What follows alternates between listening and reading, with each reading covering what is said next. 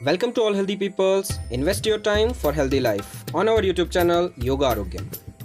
Please like and subscribe our channel. Hi friends, मैं Nikhil Kalbhor university of Patanjali से आज आपके साथ एक नए वीडियो में एक नई डिजीज़ ऑब्सेसिव कंपल्सिव डिसऑर्डर और उसके योगिक मैनेजमेंट के बारे में हम डिटेल प्रेजेंटेशन देंगे। इस वीडियो में हम ओसीडी के prevalence, definition, etiology, pathophysiology, sign and symptom, diagnosis और उसके योगिक मैनेजमेंट में योगा प्रोटोकॉल, नेचुरोपैथी, एक्यूप्रेशर और डाइट के बारे में चर्चा करेंगे, जानेंगे। सबसे पहले अगर हम बात करें इसके प्रिवेलेंस के बारे में, तो OCD world wide total population में से 1 से 3% में पाई जाती है। ये एक प्रकार का न्यूरो डेवलपमेंटल डिसऑर्डर है।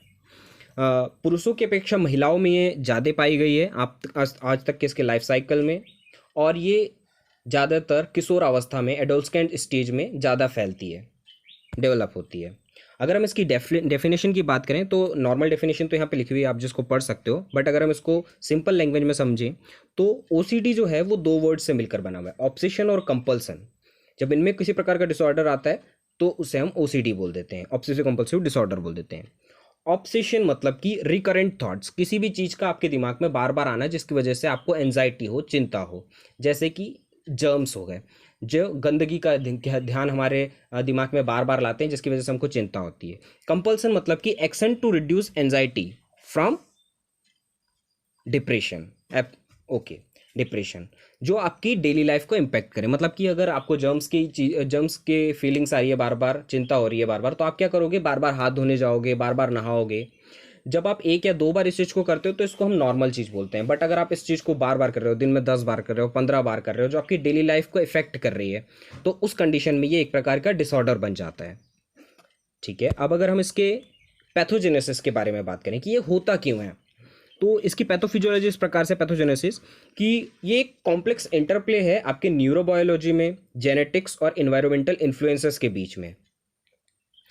और साइंटिफिक तौर पे अगर देखें तो कुछ रिसर्च के अनुसार आपके सेरोटोनिन सिस्टम में जब डिसफंक्शन हो जाता है तो उसकी वजह से भी आपको ओसीडी हो सकता है। इसके अलावा रिसेंट स्टडीज़ में पाया गया है कि ग्लूटामेट, डोपामाइन और अदर जो न्यूरोकेमिकल्स होते हैं उनमें भी किसी प्रकार के चेंजेस होते हैं तो भी आपको ओसीडी हो सकता है। इटियोलॉजी की अगर हम बात करें कॉजेज़ की, तो मेनली आज तक के इसका कोई एग्जैक्ट कारण तो पता नहीं चला है, जैसा कि आप यहाँ पढ़ सकते हैं, बट फिर भी एक बायोलॉजिकल या जेनेटिक कॉज की वजह से ये आपको हो सकती है, या इसके अलावा इग्नोरिंग इम्पल्स की वजह से भी आपको ये हो सकती है। मीन्स कि अगर आपका ब्रेन जो है वो डिफ़िकल्ट टर्निंग ऑफ और ignoring impulses from the circuit, इसकी वजह से भी आपको हो सकता है इटियोलॉजी। साइन एंड सिम्टम्स की बात करें तो काफ़ी सारे साइन एंड सिम्टम्स हो सकते हैं। जैसे हम सबसे पहले ऑब्सेशन क्यों होता है हमको ये जान लेते हैं। ऑब्सेशन के कारण होते हैं आपकी mental images that causes anxiety, मतलब fear of germs, unwanted, forbidden और taboo thoughts involving sex, religion and harm, aggressive thoughts towards other and self, मतलब दूसरों के प्रति या अपने प्रति जो आपको गुस्से वाले थॉट्स आते हैं उसकी वजह से भी एंजाइटी हो जाती है आपको। या फिर किसी भी चीज़ को एक परफेक्ट ऑर्डर में जमाने की, अगर वो उल्टा सीधा आपको दिखता है तो आप उसको परफेक्ट ऑर्डर में जमाते हो, अगर वो सही तरीके से नहीं जमा होता है तो आपको चिंता होने लगती है, इसकी वजह से भी हो सकता है। या फिर और भी अगर चीज़ें बात करें तो जैसे आई ब्लिंकिंग और भी काफ़ी सारी प्रॉब्लम्स होती हैं जो इसके सिम्टम्स में आती है। कंपल्सन की अगर हम बात करें तो repetitive behaviour that a person with OCD feels the urge to do in response to an obsessive thoughts.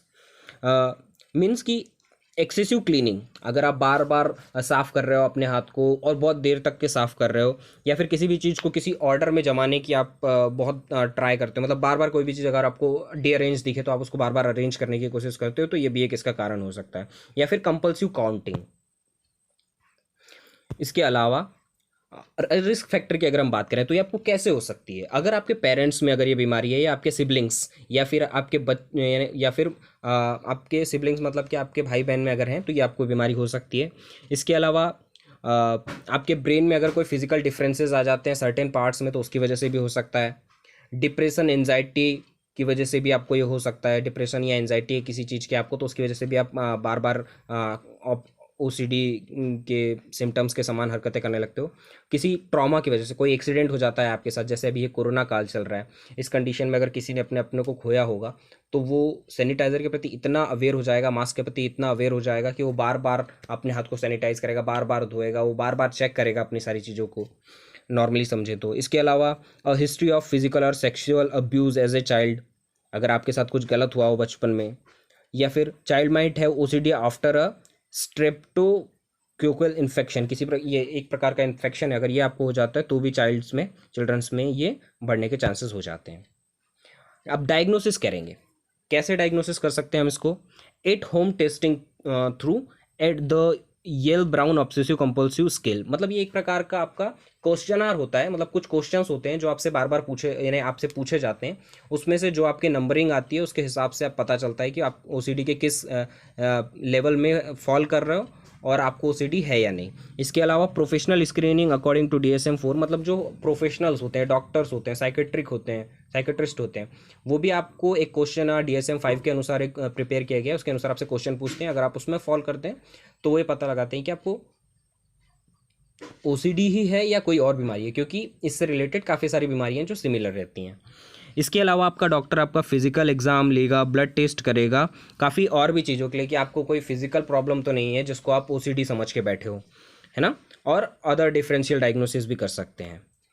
ये सारी बातें रहीं डिजीज़ के बेसिक चीज़ों के बारे में। अब हम ट्रीटमेंट पे आते हैं।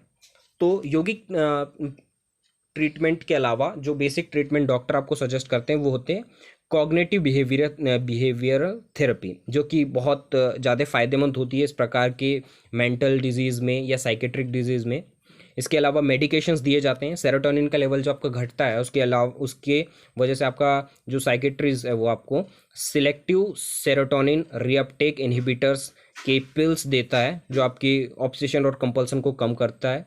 इसके अलावा न्यूरोमॉड्यूलेशन के थ्रू और ट्रांसक्रेनियल मैग्नेटिक स्टिमुलेशन के थ्रू भी आप इसका ट्रीटमेंट कर सकते हैं। इसको आप डिटेल में पढ़ सकते हैं। वैसे हमारा मेन पार्ट यौगिक मैनेजमेंट है तो हम इस पर ज़्यादा कॉन्सेंट्रेट करेंगे।